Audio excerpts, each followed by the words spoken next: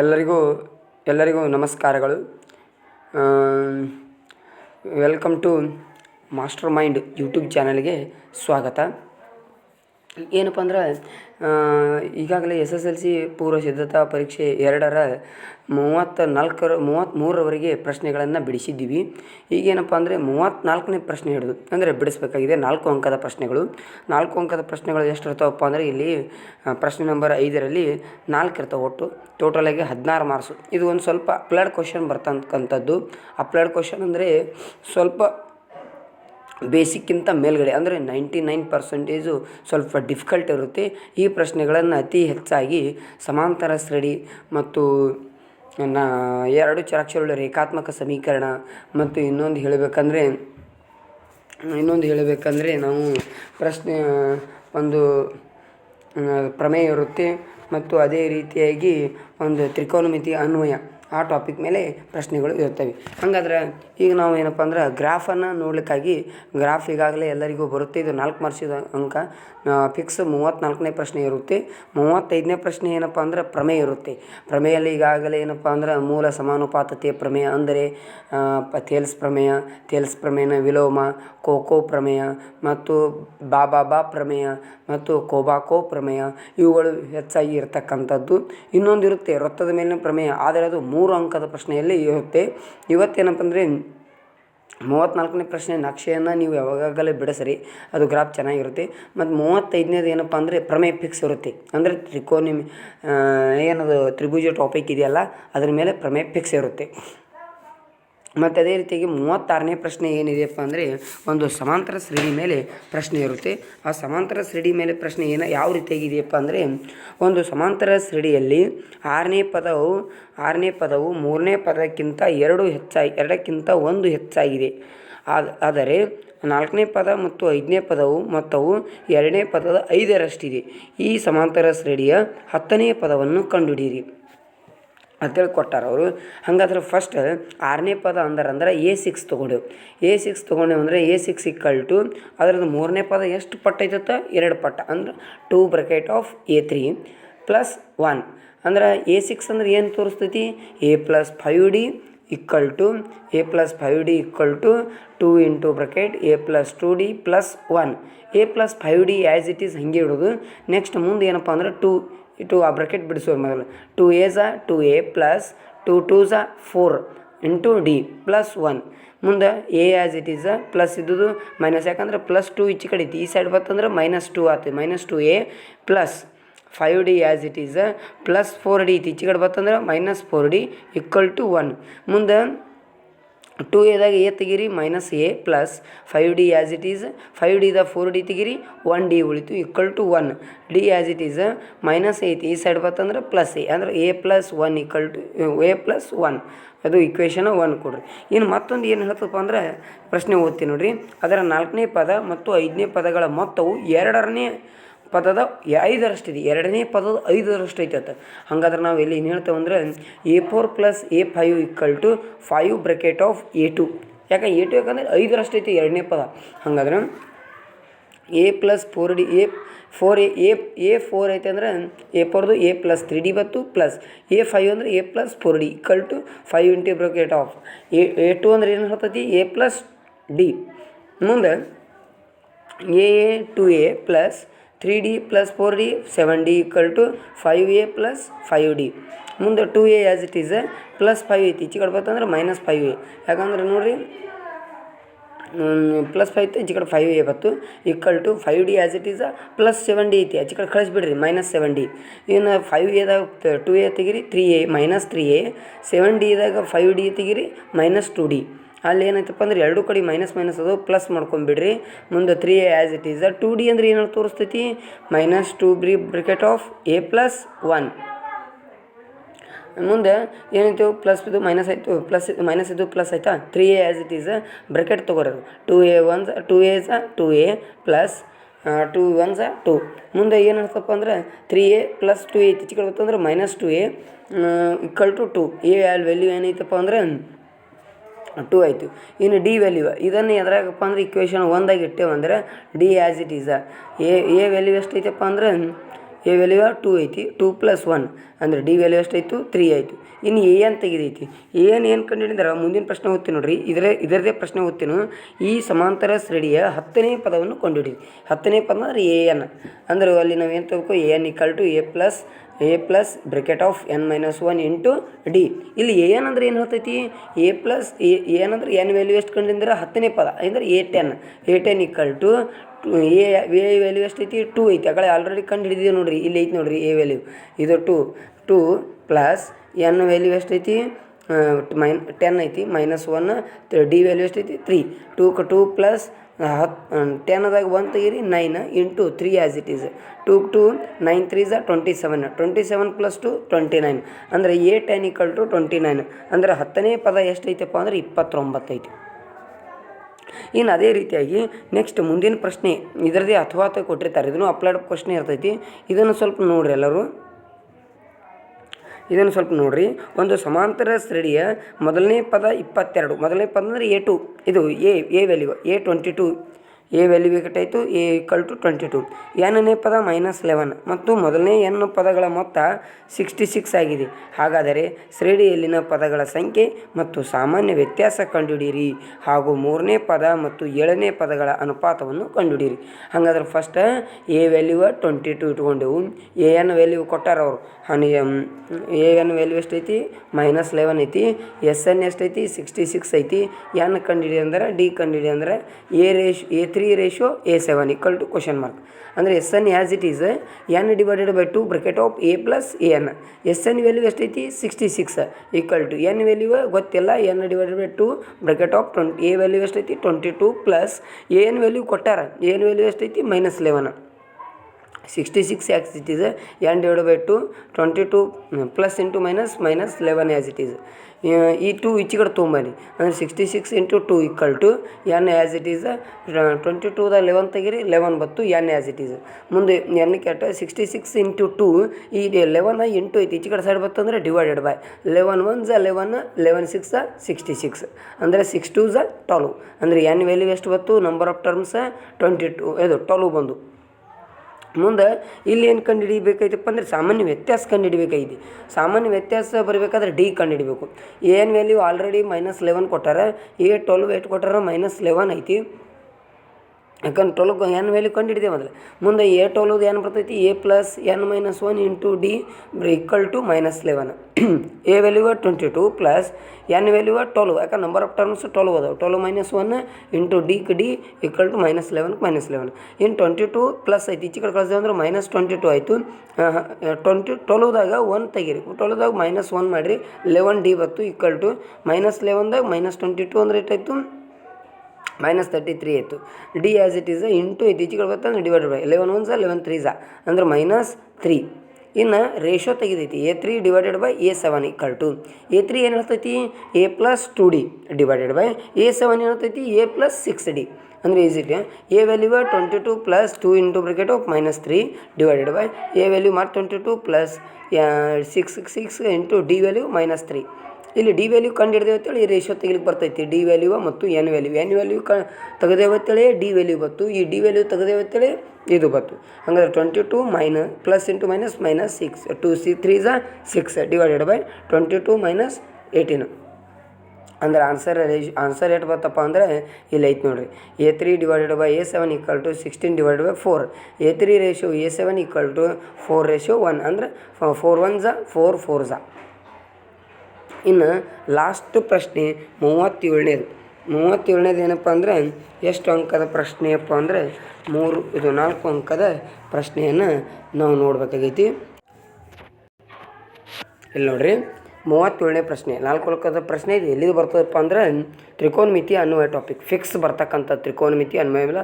ಇದು ಸ್ವಲ್ಪ ಟ್ವಿಸ್ಟ್ ಇರ್ತೈತಿ. ಮತ್ತು ಇನ್ನೊಂದು ರೀತಿಯಾಗಿ ಕ್ವಶನ್ ಹೇಳಬೇಕಂದ್ರೆ ಭಾಳಷ್ಟು ಕ್ಲಿಷ್ಟಕರವಾಗಿ ಕ್ವಶನನ್ನು ತೆಗೆದಿರ್ತಾರೆ ಅಪ್ಲೈಡ್ ರೀತಿ. ಹಾಗಾದರೆ ಇಲ್ಲಿ ಪ್ರಶ್ನೆ ಓದ್ತೀನಿ ನೋಡ್ರಿ. ಒಂದು ಸಮತಟ್ಟಾದ ನೆಲದ ಮೇಲೆ ಒಂದು ಕಟ್ಟಡ ಮತ್ತು ಒಂದು ಗೋಪುರ ನೇರವಾಗಿ ನಿಂತಿವೆ. ಎರಡು ಸ್ಟ್ರೇಟಾಗಿ ನಿಂತವತ್ತ. ಅದೇ ನೆಲದ ಮೇಲಿನ ಒಂದು ಬಿಂದು ಎ ಕಟ್ಟಡದ ಒಂದು ಕಿಟಕಿಗೆ ಮತ್ತು ಗೋಪುರದ ತುದಿಗೆ ಇರುವ ಉನ್ನತ ಕೋನಗಳು, ಉನ್ನತ ಅಂದರೆ ಮೇಲ್ಗಡೆ ನೋಡೋದು, ಅವನತ ಅಂದರೆ ಕೆಳಗಡೆ ನೋಡೋದು, ಕೋನಗಳು ಕ್ರಮವಾಗಿ ಚಿತ್ರದಲ್ಲಿ ತೋರಿಸಿರುವಂತೆ 30 ಡಿಗ್ರಿ ಮತ್ತು 60 ಡಿಗ್ರಿ ಆಗಿವೆ. ಗೋಪುರದ ಮೇಲೆ ಕುಳಿತಿರುವ ಒಂದು ಪಕ್ಷಿಯು ಬೀಡಿ ನೆಲದಲ್ಲಿ ಕಟ್ಟಡದ ತುದಿಗೆ ಹಾರುತ್ತದೆ. ಅಂದ್ರೆ ಬೀಡಿ ನೆಲದಿಂದ ಸೀದಾ ಕಟ್ಟಡದ ಮೇಲೆ ಹತ್ತೈತೆ. ಗೋಪುರದ ಪಾದ ಮತ್ತು ಬಿಂದುವಿನ ನಡುವಿನ ದೂರ 30 ಮೀಟರ್ ಹಾಗೂ ಆ್ಯಂಗಲ್ ABD = 90 ಡಿಗ್ರಿ. ಆದರೆ ಪಕ್ಷಿಯ ಚಲಿಸಿದ ದೂರ ಮತ್ತು ಕಟ್ಟಡದ ಎತ್ತರವನ್ನು ಕಂಡುಹಿಡಿಯಿರಿ.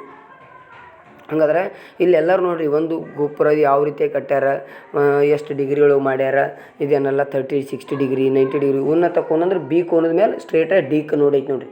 ಬೀದಿಂದ ಪಕ್ಷಿ ಕೂತು ಮೇಲ್ಗಡೆ ನೋಡೈತಿ ತುದಿಗೆ ಅದು. ಹಂಗಾದ್ರೆ ಇಲ್ಲಿ ಪ್ರಶ್ನೆ ನೋಡ್ರಿ ಏನೈತಿ, B = ಗೋಪುರದ ಎತ್ತರ, DF = ಕಟ್ಟಡದ ಎತ್ತರ. ಮುಂದೆ ಆ್ಯಂಗಲ್ ABD = 90 ಡಿಗ್ರಿ. BEA ಏನು ಹೇಳ್ತದಪ್ಪ ಅಂದ್ರೆ 90 degree ತೋರಿಸೈತಿ. BAದಲ್ಲಿ BE / AE = tan θ. tan θ ಅಂದ್ರೆ ಏನು, ಅಭಿಮುಖ ಬಾಹು / ಪಾರ್ಶ್ವಬಾಹು. BE / 30 tan 60 ಮುಂದಾಯ್ತಾ. ಹಾಗಾದ್ರೆ BE / 30 = √3. ಯಾಕಂದ್ರೆ tan 60 ಅಂದ್ರೆ √3. ಹಾಗಾದ್ರೆ ಡಿವೈಡೆಡ್ ಬೈ 30 ಐತಿ, ಈಚೆ ಕಡೆ ಬರ್ತಂದ್ರೆ ಇಂಟು 30 ಐತಿ. BE = 30√3.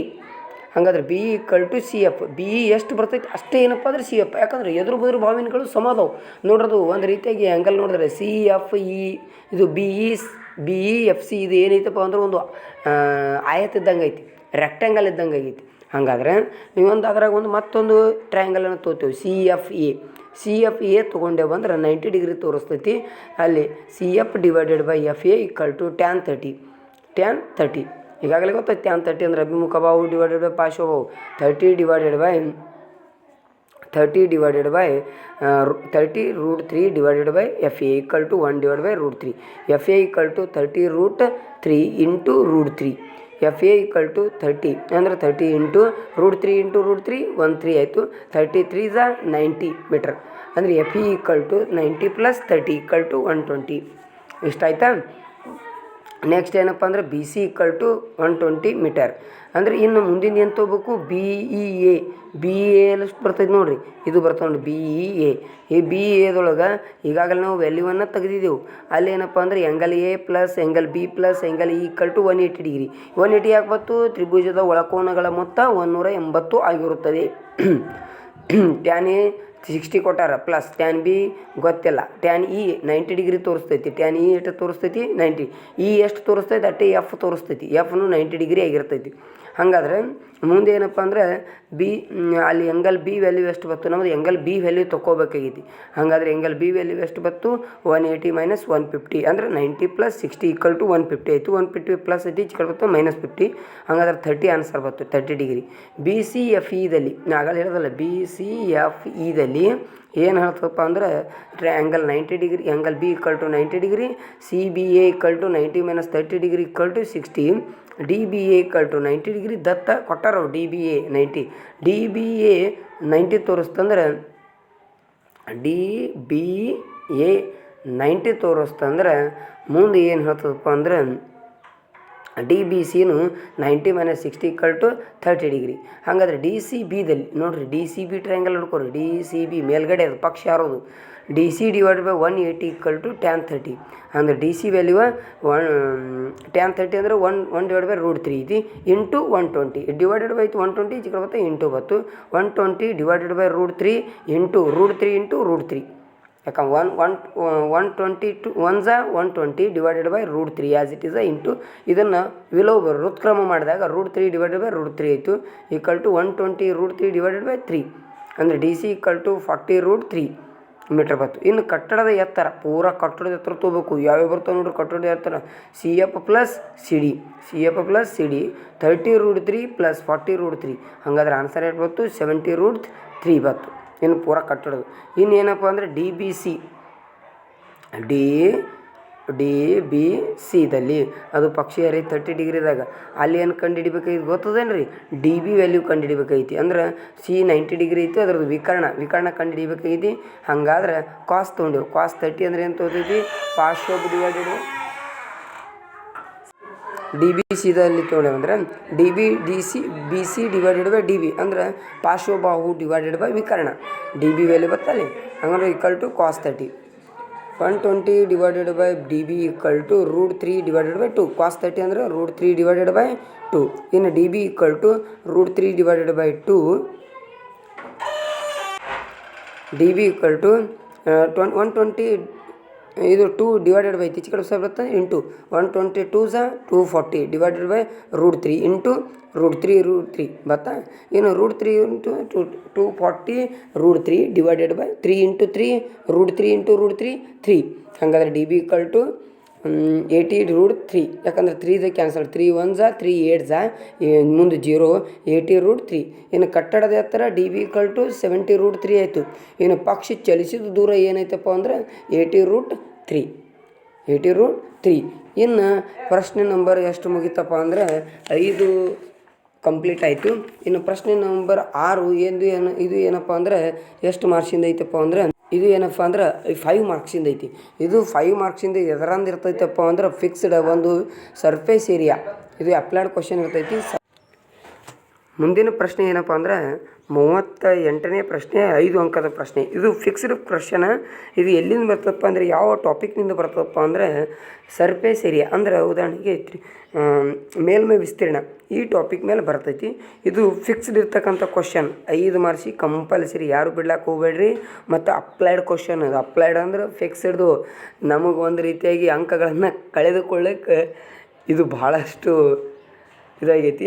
ಆದರೆ ಅಂಕಗಳನ್ನು ಪಡಿಬೇಕಾದ್ರೆ ಈ ಟಾಪಿಕನ್ನು ಭಾಳಷ್ಟು ಡೀಪಾಗಿ ಓದಬೇಕು. ಡೀಪ್ ಅಂದ್ರೆ ಅದು ನಾವು ಎಷ್ಟು ಓದಿದ್ರೂ ಸಾಧ್ಯ ಆಗೋದಿಲ್ಲ, ಅಷ್ಟು ಡೀಪಾಗಿ. ಅಂದ್ರೆ 9th ಬೇಸಿಕ್ ಹಿಡಿದು ನಾವು ತೊಗೋಬೇಕು. 9th ಏನು ಟಾಪಿಕ್ ಐತಲ್ಲ ಮೇಲ್ಮೈ ವಿಸ್ತೀರ್ಣ ಟಾಪಿಕ್, ಅದರದ್ದೇ ಅನ್ವಯ ಮೇಲೆ ಈ ಟಾಪಿಕ್ 10th ಐತಿ. ಹೀಗಾಗಿ ಇಲ್ಲಿ ಪ್ರಶ್ನೆಯನ್ನು ಓದ್ತೀನಿ ನೋಡಿರಿ. 38ನೇ ಪ್ರಶ್ನೆ. ಒಬ್ಬ ಬಡಗಿಯು ಒಂದು ಸಿಲಿಂಡರ್ನ ಒಂದು ತುದಿಗೆ ಶಂಕುವನ್ನು ಜೋಡಿಸಿ ಮತ್ತು ಇನ್ನೊಂದು ತುದಿಯಲ್ಲಿ ಒಂದು ಅರ್ಧಗೋಳವನ್ನು ಕೊರೆದು ಹೊರತೆಗೆದು ಚಿತ್ರದಲ್ಲಿ ತೋರಿಸಿರುವಂತೆ ಒಂದು ಮರದ ಮಾದರಿಯನ್ನು ತಯಾರಿಸುತ್ತಾನೆ. ಶಂಕು, ಅರ್ಧಗೋಳ ಮತ್ತು ಸಿಲಿಂಡರ್ಗಳ ತ್ರಿಜ್ಯಗಳು ಸಮವಾಗಿವೆ. ಅಂದ್ರೆ ಅಲ್ಲಿ ಏನಪ್ಪ ನೋಡ್ರಿ, ಒಂದು ವಿಚಾರ ಮಾಡಿರಿ. ಶಂಕು, ಅರ್ಧಗೋಳ, ಸಿಲಿಂಡರ್, ಇಲ್ಲಿ 3 ರಚನೆ ಬಂದವು. ಶಂಕು, ಅರ್ಧಗೋಳ, ಸಿಲಿಂಡರ್. ಮಾದರಿಯ ಒಟ್ಟು ಉದ್ದ 80 ಸೆಂಟಿಮೀಟರ್. ಅರ್ಧಗೋಳದ ವಕ್ರ ಮೇಲ್ಮೈ ವಿಸ್ತೀರ್ಣ 1584 divided by 7 centimetre square. And ಶಂಕುವಿನ ಓರೆ ಎತ್ತರ ಅಂದರೆ ಇಲ್ಲಿ ಎಲ್ಲ ಬರ್ತೈತಿ. ಓರೆ ಎತ್ತರ ಅಂದ್ರೆ ಎಲ್ಲ, ಬರೀ ಎತ್ತರ ಅಂದರೆ ಹೆಚ್ಚು ಬರ್ತೈತಿ. ಓರೆ ಎತ್ತರ ಅಂದರೆ ಎಲ್ಲ ಬರ್ತೈತಿ. ಇಲ್ಲಿ ಗಮನ ಇಟ್ಕೋಬೇಕು ಸೂತ್ರದಾಗ. ಆದರೆ ಮಾದರಿಯ ಘನಫಲವನ್ನು ಕಂಡುಹಿಡಿಯಿರಿ ಹಾಗೂ ಅರ್ಧಗೋಳದ ವಕ್ರ ಮೇಲ್ಮೈ ವಿಸ್ತೀರ್ಣ ಮತ್ತು ಶಂಕುವಿನ ವಕ್ರ ಮೇಲ್ಮೈ ವಿಸ್ತೀರ್ಣವಿರುವ ಅನುಪಾತಗಳನ್ನು ಲೆಕ್ಕಾಚಾರ ಮಾಡಿ. ಹಾಗಾದ್ರೆ ಇಲ್ಲಿ ಲೆಕ್ಕಾಚಾರವನ್ನು ಮಾಡಿದ್ರೆ ಇಲ್ಲೆಲ್ಲರೂ ಏನಪ್ಪ ಅಂದ್ರೆ ನೋಡಿರಿ, ಇಲ್ಲಿ ಆನ್ಸರನ್ನು ಕೊಟ್ಟಿದ್ದಾರೆ. ಏನು ಸಿಲಿಂಡರ್ನ ತ್ರಿಜ್ಯ R = 6 ಸೆಂಟಿಮೀಟರ್, H = 72 ಸೆಂಟಿಮೀಟರ್, ಶಂಕು R = 6 ಸೆಂಟಿಮೀಟರ್, ಲೆಂತ್ ನಾಗಳು ಹೇಳ್ದಲ್ರಿ ಎಲ್ಲ ಬರ್ತೈತೆ ಓರೆ ಎತ್ತರದ್ದು ಲೆಂತ್ ಅಂದ್ರೆ L = 10 ಸೆಂಟಿಮೀಟರ್, H ಅಂದ್ರೆ ಇದು ಪ್ಯೂರ್ ಹೈಟ್ದು H = 8 ಸೆಂಟಿಮೀಟರ್. ಅರ್ಧಗೋಳ ಏನಪ್ಪ ಅಂದ್ರೆ R = 6 ಸೆಂಟಿಮೀಟರ್. ಇನ್ನು ಅರ್ಧಗೋಳದ ವಕ್ರ ಮೇಲ್ಮೈ ವಿಸ್ತೀರ್ಣ = 1584 ಡಿವೈಡೆಡ್ ಬೈ 7 ಸೆಂಟಿಮೀಟರ್ ಸ್ಕ್ವೇರ್. ಅವರು ಮೊದಲು ಫಸ್ಟಿಗೆ ನಾವು ಅರ್ಧಗೋಳ ತೊಗೋಬೇಕು, ಆಮೇಲೆ ಸಿಲಿಂಡರ್ ತೊಗೋಬೇಕು, ಆಮೇಲೆ ಏನಪ್ಪ ಅಂದ್ರೆ ನಾವು ಶಂಕು ತೊಗೋಬೇಕು. ಆದರೆ ಅರ್ಧಗೋಳನೇ ಯಾಕೆ ತೊಗೋಬೇಕಂದ್ರೆ ತ್ರಿಜ್ಯ ಕೊಟ್ಟಾರೋ ಆಲ್ರೆಡಿ, ಅದು ತೊಗೊಂಡು ಬಳಿಕೆ ಮುಂದಿನ ಸಿಲಿಂಡರ್ಗೆ ನಮ್ಗೆ ಅಪ್ಲೈ ಆಗ್ತೈತಿ. ಹಂಗಾದ್ರೆ ಅರ್ಧಗೋಳದ ವಕ್ರ ಮೇಲ್ಮೈ ವಿಸ್ತೀರ್ಣವನ್ನು ನಾವು ತೊಗೊಂಡ್ರೆ ಅದ್ರ ಫಾರ್ಮುಲಾ ಏನು ಬರ್ತೈತಪ್ಪ ಅಂದ್ರೆ 2πr² = ಇನ್ನು ಪೂರ್ಣಗೋಳದ ಮೇಲ್ಮೈ ವಿಸ್ತೀರ್ಣ ಏನು ಬರ್ತೈತಿ πr² ಬರ್ತೈತಿ. ಆದ್ರದ್ದು ಅರ್ಧಗೋಳದ 2πr² = 1584. 2 ಇಂಟು ಪೈ ವ್ಯಾಲ್ಯೂ ಎಷ್ಟೈತಿ 22/7 into r² as it is ಇಡ್ರಿ = 1584 ಡಿವೈಡೆಡ್ ಬೈ 7. ಇನ್ನೇನು ಮಾಡಿರಿ 7 ಕ್ಯಾನ್ಸಲ್ ಮಾಡಿರಿ, 22 2s 44 = 1584 ಡಿವೈಡೆಡ್ ಬೈ 44. ಇನ್ನು r² ವ್ಯಾಲ್ಯೂ ಎಷ್ಟು ಬರ್ತೈತಪ್ಪ ಅಂದ್ರೆ ಕ್ಯಾನ್ಸಲೇಷನ್ ಮಾಡೋಣ 396 ಡಿವೈಡೆಡ್ ಬೈ 11. ಇನ್ನು r² = 36 ಇನ್ನು 36 ಸ್ಕ್ವೇರ್ ರೂಟ್ ಏನು ಬರ್ತಪ್ಪ ಅಂದ್ರೆ r ಸ್ಕ್ವೇರ್ ಈಕ್ವಲ್ ಟು 36 ಬಂತು. r ಸ್ಕ್ವೇರ್ ಈಕ್ವಲ್ ಟು 36 ಅಂದರೆ ಇನ್ನು ಸ್ಕ್ವೇರ್ ರೂಟ್ ತೆಗೆದೇವು ಅಂದರೆ ಎಷ್ಟು ಬರ್ತೈತಿ, r ಈಕ್ವಲ್ ಟು 6 ಸೆಂಟಿಮೀಟರ್ಸ್. ಇಲ್ಲಿ ಏನು ಬರ್ತಪ್ಪ ಅಂದ್ರೆ ಅರ್ಧಗೋಳದ ತ್ರಿಜ್ಯ ಬತ್ತು 6 ಸೆಂಟಿಮೀಟ್ರ್. ಇದು ಆದ ನಂತರ ಏನಪ್ಪ ಅಂದ್ರೆ ಶಂಕುವಿನ ಎತ್ತರ ತೆಗಿಬೇಕು. ಶಂಕುವಿನ ಎತ್ತರ ತಕ್ಕೋಬೇಕಾದ್ರೆ ನಮ್ಮ ಫಾರ್ಮುಲಾ ಗೊತ್ತೈತಿ, L square equal to H square plus R square. L square already ಕೊಟ್ಟಾರ, H ಕಂಡು ಹಿಡಿ ಅಂದಾರ, ಮತ್ತು R ಆಲ್ರೆಡಿ ಬತ್ತು. ಯಾವ್ದು ಬತ್ತು? ಅರ್ಧಗೋಳದ ವಕ್ರ ಮೇಲ್ವಿಸ್ತೀರ್ಣದಾಗ R ಕಂಡು ಹಿಡಿದೇವಲ್ಲ ರೀ, ಹಂಗೆ. ಇನ್ನು L square equal to 10 square equal to H square as it is plus R square ಅಂದರೆ 6 ಸ್ಕ್ವೇರ್. ಅಂದರೆ ಅಲ್ಲಿ ಆನ್ಸರ್ ಎಷ್ಟು ಬರ್ತಪ್ಪ ಅಂದರೆ H square as it is R square 36, 10 ಸ್ಕ್ವೇರ್ದು ಏನಾಯ್ತು 100 ಆಯಿತು. ಇನ್ನು 10 ಸ್ಕ್ವೇರ್ ಮಾಡಿದ್ರೆ ಅಂದ್ರೆ 100 ಆಯಿತು, ಪ್ಲಸ್ 100 ಐತಿ. ಈಚೆ ಸೈಡ್ ಬರ್ತಂದ್ರೆ -100. ಹಂಗಾದ್ರೆ 100 ಮೈನಸ್ 36 ಅಂದರೆ 6 ಸ್ಕ್ವೇರ್ ಇದು ಎಷ್ಟದೈತೆ 36 ಆಯಿತು. ಅಂದ್ರೆ ಆನ್ಸರ್ ಎಷ್ಟು ಬತ್ತು? H ಈಕ್ವಲ್ ಟು √64 ಬತ್ತು. ಇದನ್ನು ಸ್ಕ್ವೇರ್ ರೂಟ್ ಮಾಡಿದೆವಂದ್ರೆ ಎಷ್ಟಾಗ್ತೈತಿ? H equal to 7 centimetre. ಇನ್ನು ಸಿಲಿಂಡ್ರನ್ನ ಎತ್ತರ ತೊಗೊಂಡೇವಂದ್ರೆ 80 - 8 ಈಕ್ವಲ್ ಟು 72 ಸೆಂಟಿಮೀಟರ್. ಇನ್ನು ನೋಡಿರಿ ಮುಂದೆ ಇಲ್ಲಿ ಮಾದರಿಯ ಘನಫಲ, ಪೂರ್ತಿ ಘನಫಲ ತೆಗಿಬೇಕ್ರಿ. ಇಲ್ಲಿ ಎದ್ರದ್ದು ಸಿಲಿಂಡ್ರಿನ ಘನಫಲ, ಶಂಕುವಿನ ಘನಫಲ ಇವೆರಡೂ ತೆಗಿಬೇಕ್ರಿ. ಘನಫಲವನ್ನು ತೆಗಿಬೇಕಾದ್ರೆ ಸೂತ್ರ ನೋಡಿ, ಸಿಲಿಂಡರ್ ಘನಫಲ πr² H ಐತಿ, ಪ್ಲಸ್ 1/3 πr² H ಮೈನಸ್ ಶಂಕು ಅರ್ಧಗೋಳದ ಘನಫಲ 2/3 πr³ ಎಲ್ಲ ವ್ಯಾಲ್ಯೂವನ್ನು ಇಟ್ಟಾರೆ ಅವರು. π value 22/7, r value 6 square into 7 plus 1/3 22/7 into r value 6 square into 8 minus 2/3 into 22/7 into 6³ ಅಲ್ಲಿ ತೊಗೊಂಡು 22/7 into 6 square value 36 bracket of 72 plus ಅಲ್ಲಿ LCM ತೊಗೊಂಡು 8 1 8 ಡಿವೈಡ್ ಬೈ 3 ಮೈನಸ್ 3 1 3 2 ಅಂದರೆ 2 2 4 ಬತ್ತು. ಅಂದರೆ 22/7 into 36 bracket of 2/3 plus 68 22/7 into 36 into ಅಲ್ಲಿ ಎಷ್ಟೈತಪ್ಪ ಅಂದರೆ LCM ತಕ್ಕೊಂಡು ಇದು ಮಾಡಿದ್ರೆ 212 ಡಿವೈಡ್ ಬೈ 3. ಇಲ್ಲಿ ಏನಪ್ಪ ಅಂದರೆ ಶಂಕುವಿನ ವಕ್ರ ಮೇಲ್ಮೈ ವಿಸ್ತೀರ್ಣ ತೆಗೆದೇವು ಅಂದರೆ πr/L 22/7 into r value 6 into 10. ಅದರ ಆನ್ಸರ್ ಎಷ್ಟು ಬಂತು? 1320 ಡಿವೈಡೆಡ್ ಬೈ 7. ಇನ್ನು ಅರ್ಧಗೋಳದ ವಕ್ರ ಮೇಲ್ಮೈ ವಿಸ್ತೀರ್ಣ ಡಿವೈಡೆಡ್ ಬೈ ಶಂಕುವಿನ ವಕ್ರ ಮೇಲ್ಮೈ ವಿಸ್ತೀರ್ಣ. ಅರ್ಧಗೋಳದ ವಕ್ರ ಮೇಲ್ಮೈ ವಿಸ್ತೀರ್ಣ 1584 ಆಲ್ರೆಡಿ ಅವ್ರು ಕೊಟ್ಟಾರೆ, divided by 7 complete divided by 1320 divided by 7. ಇಲ್ಲಿ ವಿಲೋಮವನ್ನು ಮಾಡಿದ್ರೆ ಋತ್ಕ್ರಮ ಮಾಡಿದಾಗ ಡಿವೈಡೆಡ್ ಬೈ ಇದು ಇಂಟು ಆಗ್ತೈತಿ. ಅಲ್ಲಿ ಏನು ಮಾಡ್ತಪ್ಪ ಅಂದ್ರೆ answer 1584 divided by 7 into 7 divide by 1320. ಅಲ್ಲಿ ಆನ್ಸರ್ ಬಿಡ್ತು 396 ಡಿವೈಡ್ ಬೈ 330. ಅದರ ಆನ್ಸರ್ ಟೋಟಲ್ ಆಗಿ 36 ಡಿವೈಡ್ ಬೈ 30. ಅದರ ಅನುಪಾತ ಎಷ್ಟು ಬರ್ತಪ್ಪ ಅಂದರೆ 6:5 ಎಷ್ಟು ಬರ್ತದೆ ರೀ. ಇಲ್ಲಿ ತನಕ ಏನಪ್ಪ ಅಂದರೆ 5 ಅಂಕದ ಪ್ರಶ್ನೆಯನ್ನು ನೋಡಿದೆವು. ಇದರಾಗೆ ಅಥವಾ ಒಂದು ಪ್ರಶ್ನೆ ಇರ್ತೈತಿ 5 ಅಂಕದ ಪ್ರಶ್ನೆ, ಇದಕ್ಕೆ ಅಥವಾ ಇನ್ನೊಂದು ಇರ್ತೈತಿ 5 ಅಂಕದ ಪ್ರಶ್ನೆ, ಅದು ಇದೇ ಟಾಪಿಕ್ನಂದು ಇರ್ತೈತಿ. ಅದನ್ನು ಅಪ್ಲೈಡ್ ಪ್ರಶ್ನೆ ಇರ್ತೈತಿ, ಅದನ್ನು ಸಹಿತಕ್ಕೆ ಭಾಳಷ್ಟು ಈಸಿ ಐತಿ. ಅದು ಪ್ರಶ್ನೆ ನೋಡಿರಿ, ಒಂದು ಘನ ಸಿಲಿಂಡರ್ನಷ್ಟೇ ತ್ರಿಜ್ಯವಿರುವ ಅರ್ಧಗೋಳ ಮತ್ತು ಶಂಕುವನ್ನು ಚಿತ್ರದಲ್ಲಿ ತೋರಿಸುವಂತೆ ಕೊರೆದು ಹೊರತೆಗೆಯಲಾಗಿದೆ. ಶಂಕುವಿನ ಓರೆ ಎತ್ತರ ಮತ್ತು ಎತ್ತರಗಳು ಕ್ರಮವಾಗಿ 25 ಸೆಂಟಿಮೀಟರ್ ಮತ್ತು 24 ಆಗಿದ್ದರೆ ಉಳಿದ ಘನಾಕೃತಿಯ ಘನಫಲ ಮತ್ತು ವಕ್ರ ಮೇಲ್ಮೈ ವಿಸ್ತೀರ್ಣವನ್ನು ಕಂಡುಹಿಡಿದು ಹೇಳ್ಯಾರ. ಇದನ್ನು ಚಿತ್ರದಲ್ಲಿ ತೋರಿಸಿರುವಂತೆ ಒಂದು ಸ್ವಲ್ಪ ಪ್ರಾಕ್ಟೀಸ್ ಮಾಡಿರಿ. 5 ಅಂಕದ ಪ್ರಶ್ನೆ ಐತಿ, ಒಟ್ಟು ಬಿಡ್ಲಾಕ್ಕೆ ಹೋಗಬೇಡ್ರಿ. ಹೀಗಾಗಿ ಎಲ್ಲರಿಗೂ ತಿಳಿಸೋದು ಇಲ್ಲಿವರೆಗೆ ಏನಪ್ಪ ಅಂದ್ರೆ ನಾವು ಭಾಗ 5ರವರೆಗೆ ಏನಪ್ಪ ಅಂದ್ರೆ ಟೋಟಲ್ ಭಾಗ 1ರಿಂದ ಭಾಗ 5ರವರೆಗೆ 2025-26ನೇ ಸಾಲಿನ ಪೂರ್ವ ಸಿದ್ಧತಾ ಪರೀಕ್ಷೆ 2ಅನ್ನು ಕಂಪ್ಲೀಟಾಗಿ ಬಿಡಿಸಿದ್ದೀವಿ. ಎಲ್ಲರೂ ಏನಪ್ಪ ಅಂದರೆ ಈ ವಿಡಿಯೋವನ್ನು ನೋಡಿರಿ, ಚೆನ್ನಾಗಿ ತಿಳ್ಕೊರಿ. ತಿಳಿಲಿ ಅಂದ್ರೆ ಮತ್ತೇನಪ್ಪ ಅಂದ್ರೆ ನನಗೆ ಮೆಸೇಜ್ ಮಾಡಿರಿ. ಹಾಗೆ ಏನಪ್ಪ ಅಂದ್ರೆ ಇದನ್ನು ಶೇರ್ ಮಾಡಿರಿ ಪ್ರತಿಯೊಬ್ಬರಿಗೂ, ಮತ್ತು ಸಬ್ಸ್ಕ್ರೈಬ್ ಮಾಡಿರಿ. ಸಬ್ಸ್ಕ್ರೈಬ್ ಮಾಡೋದ್ರಿಂದ ನಮಗೇನಪ್ಪ ಅಂದ್ರೆ ಮುಂದಿನ ವಿಡಿಯೋವನ್ನು ಮಾಡ್ಲಿಕ್ಕೆ ಭಾಳಷ್ಟು ಖುಷಿ ಅನ್ನಿಸ್ತೈತಿ. ಹೀಗಾಗಿ ಎಲ್ಲರಿಗೂ ನಮಸ್ಕಾರಗಳು, ಧನ್ಯವಾದಗಳು.